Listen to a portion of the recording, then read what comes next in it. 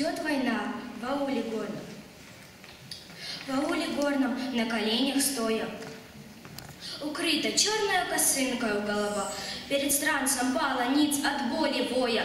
Его невестка, бедная вдова. Прошу тебя, отец, не дай им сгинуть. Лишь ты можешь запретить уйти. Не позволяй им отчий дом покинуть. Погибель им не дай свою найти. Дрожит слеза, и сердце в старом теле толкается, с душой решая спор. Двухгорцев, добрых, сильных, смелых, смерть может отобрать у гор. Пришла вчера на сына похоронка, и оборвалось сердце старика.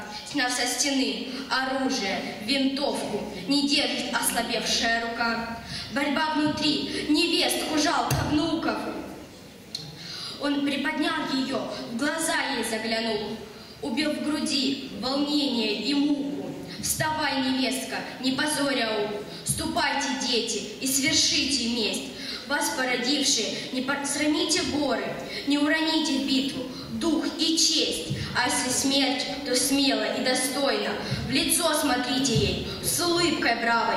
Умрите храбро и покройтесь славой. Сражались храбро, первыми в атаку. Всех за собой увлекали братья.